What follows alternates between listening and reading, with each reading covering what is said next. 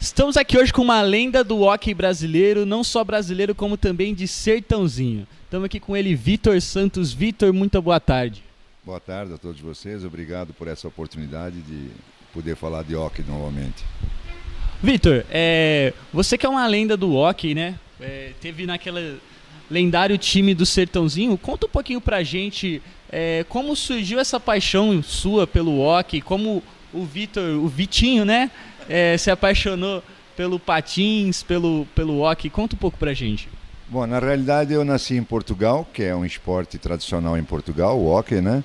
Mas não tinha consciência disso, porque eu tinha 1 ano e meio quando eu fui para a África, em Moçambique. Lá na África, como era uma colônia portuguesa, então a tendência também era seguir a mesma modalidade que Moçambique cedeu vários jogadores, inclusive um dos melhores do mundo, Fernando Adrião, para a seleção nacional. Então aí eu aprendi com 4 anos de idade a patinar, mas eu não fazia só patinação, eu fazia patinação numa época e depois basquete na outra e jogava futebol também.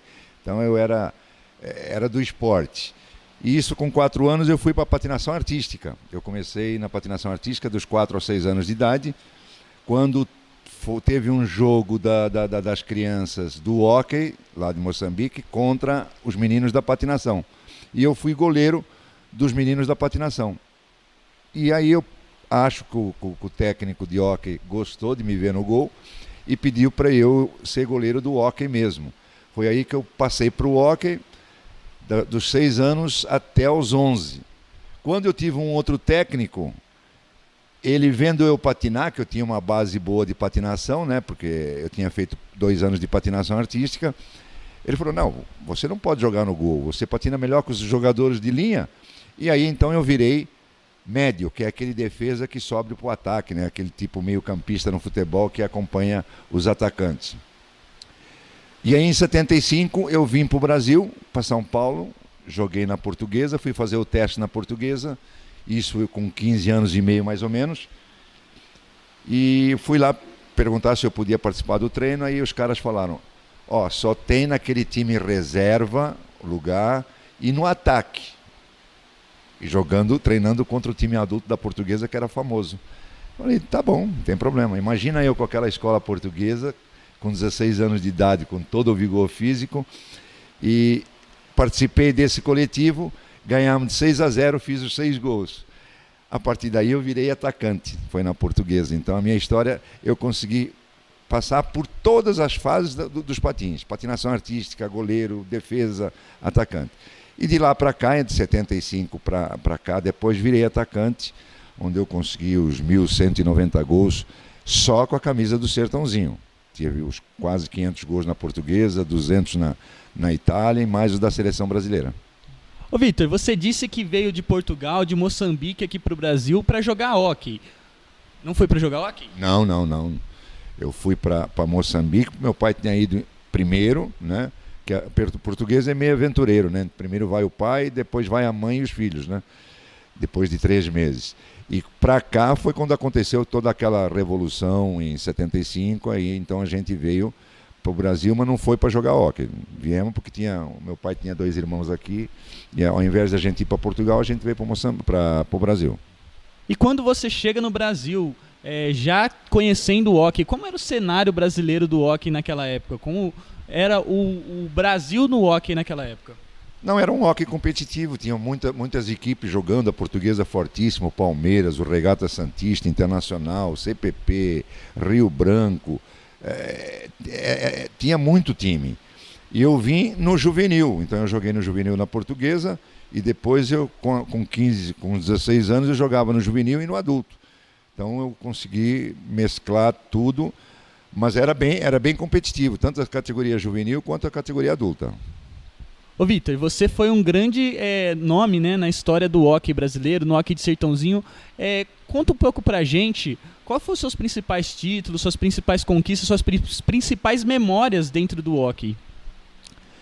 Em 79, final de 79, o falecido Haroldo Requena, seu irmão Teco, o Gerson de Moura, que era advogado da prefeitura, o Zé Aprígio, que era presidente da Comissão Municipal de Esportes, que não existia a Secretaria de Esportes, eles foram lá num torneio na Portuguesa, onde eles jogaram pelo Palmeiras e eu jogava pela Portuguesa. E lá então eu recebi o convite para jogar se queria participar do primeiro time do Sertãozinho Hockey Clube.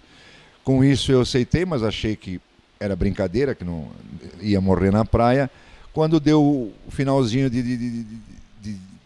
do ano de 79, recebi o telefonema então convidando para eu vir para cá no dia 1º de janeiro de 1980. Foi aí que o Sertãozinho foi fundado, com os 2 irmãos Requena, falecidos já, o Xixa, o Mané, do Internacional de Santos, e eu da Portuguesa.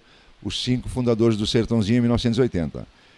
Já em 80, o Sertãozinho foi campeão paulista, sob a administração. O prefeito era o falecido Trigo, que construiu esse ginásio. Ele não foi feito para o hockey, porque já estava sendo construído em 78.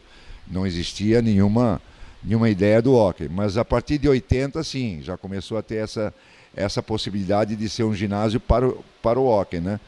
Em 82 a gente inaugurou o ginásio aqui, o Docão, com o Campeonato Brasileiro. Mas aí em 82 tivemos a infelicidade da morte do Haroldo, do acidente de carro, e aí desequilibrou o time assim durante alguns anos, mas vieram depois contratações de Recife, de São Paulo, e a gente conseguiu se reestruturar e começar a série de títulos.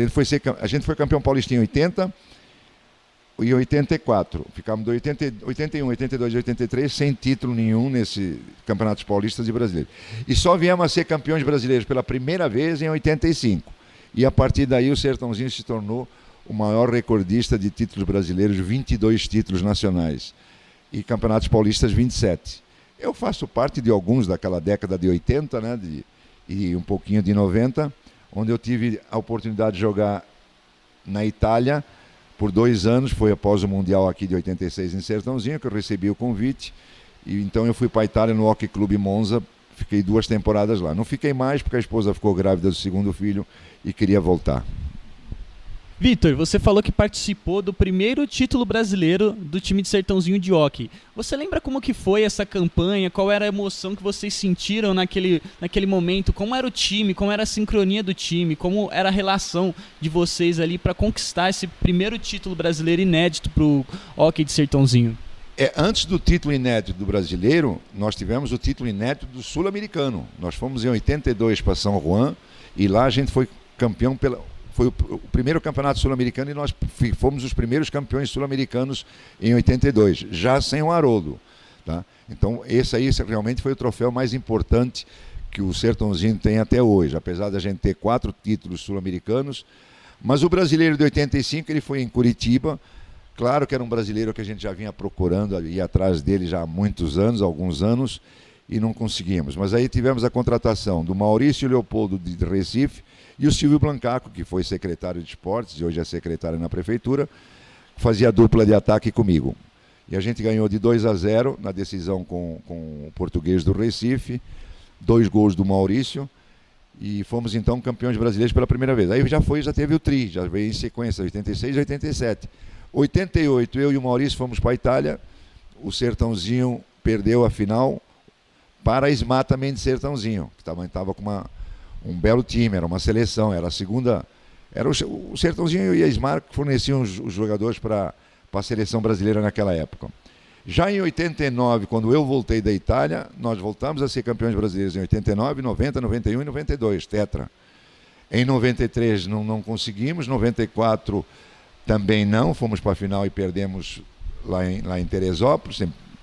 95 e 96 fomos bicampeões. Aí tivemos uma série assim também meio perdida, 97, 98, perdemos aqui em casa, 98, por decisão por pênaltis. Já em 99 voltamos a ser campeões. Em 2000 perdemos para o mesmo Português, que era o nosso maior rival, era nós e o Português, 98, 99, 2000 e 2001. 2001 voltamos a ser campeões aqui em Sertãozinho.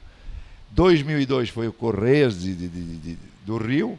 E aí, a partir de 2003, foi a série inédita do Sertãozinho. Jogadores que eram crianças na época, viraram adultos no Sertãozinho. Nós fomos 7 vezes campeão brasileiro seguido, 2003, 2004, 2005, 2006, 2007, 2008 e 2009. Então, é coisa inédita também.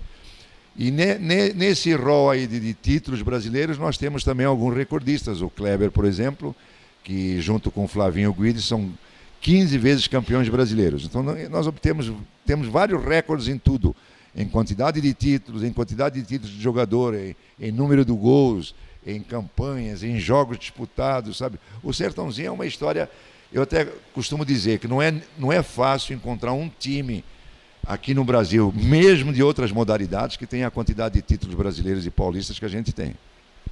Ô Vitor, agora falar um pouquinho de seleção. Você atuou pela seleção brasileira ou pela seleção portuguesa?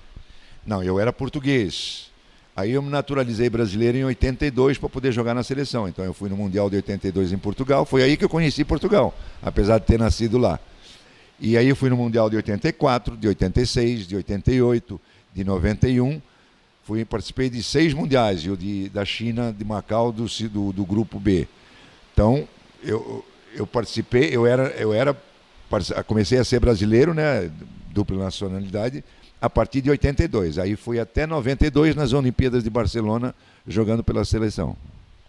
E assim, a gente está num ano olímpico, né? Conta pra gente como foi essa sensação de você estar participando ali de umas Olimpíadas. Conta como que é ali aquele ambiente do Centro Olímpico, como que funciona ali. É coisa do outro mundo, porque você convive com as maiores estrelas de todas as modalidades.